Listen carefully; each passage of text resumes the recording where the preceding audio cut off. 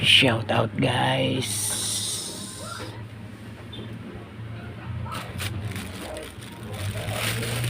Bubuksan ko po rin aking i-unbox ko po rin aking parcel.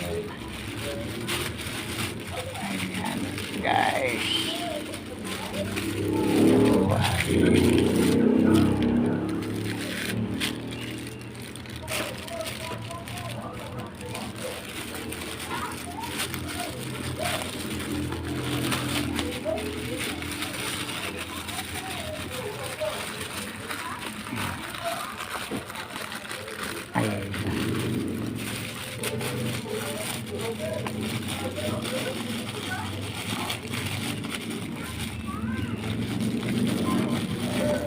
Tagal nitong dumating, 3 linggo. Ay, 3 linggo tapos wala pang bubble wrap. Ayan. Ayan. Yuping UPA oh. Parang may diferensya na kaagad ah. Ano po ito? Sound card. Sira na kasi yung sound card ko.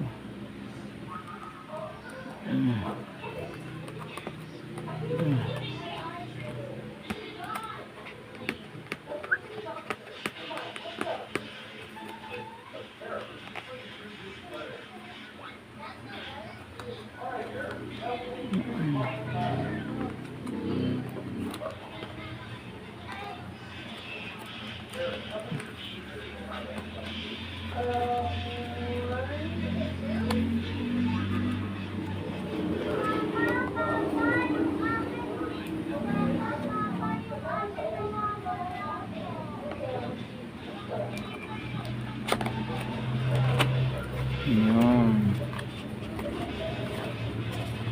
Ayun. May foam pala sa ibabaw.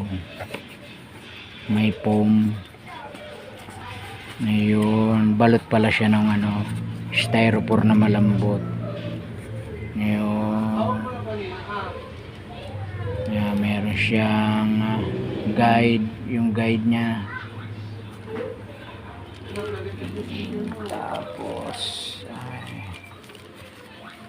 meron siyang 3.5 yung charger wire 3.5 by 3.5.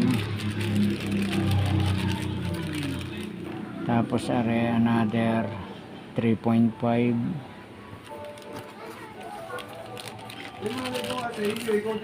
Another 3.5 ba? Dami naman ng 3.5 na yun.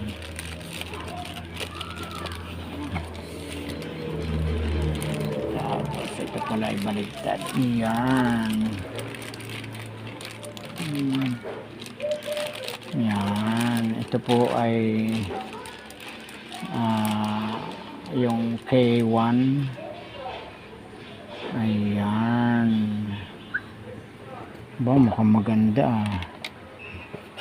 Ganit, K1 na rin po ang kinuha ko. Bago kasi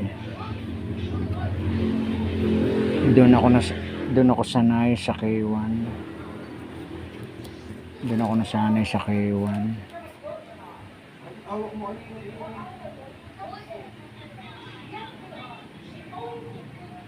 Ito ang kanyang volume, echo,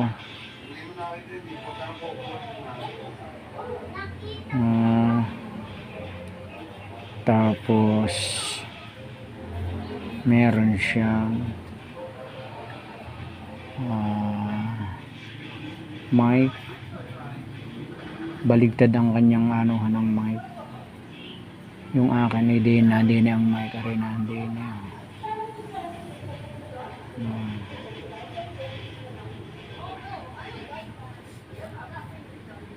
Type charger.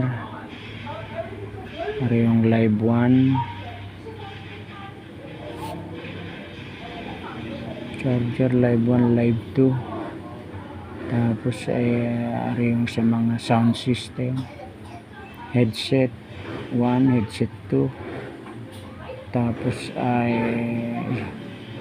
yung condenser mic 1, condenser mic 2. Tapos ay ari ang sa mic na pang video. Okay. Oh, ganda. Oh.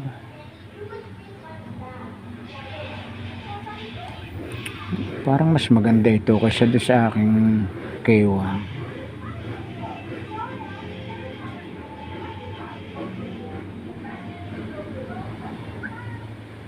Mamaya testingin natin.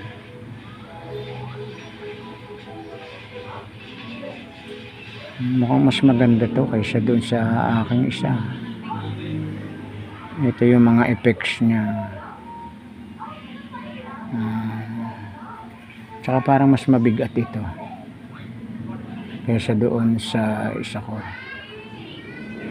Ito yung kanyang timplahan ng mga kalansing, kalabog. Ito.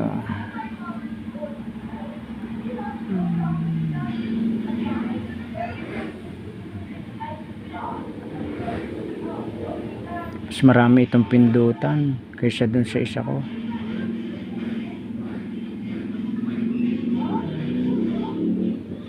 Ito pala ang timplahan niya ng ng graphics, nung chiks yung kalansing. Ito echo, volume.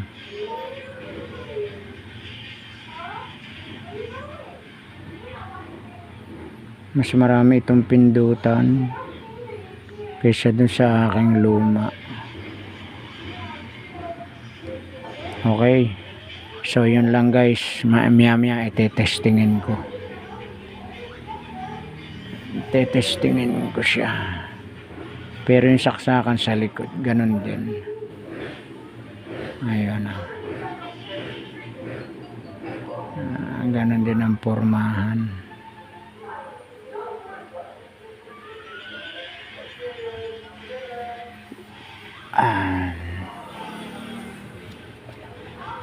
Pero parang mas maganda siya kaysa doon sa luma kong K1. Kaya lang ito, mas marami itong pindutan. Mukhang mas mahihirapan ako makabisado to. Di bale, maganda naman to. So yun lang guys.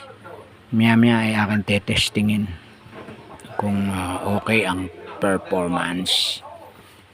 Bye guys. Salamat sa support guys.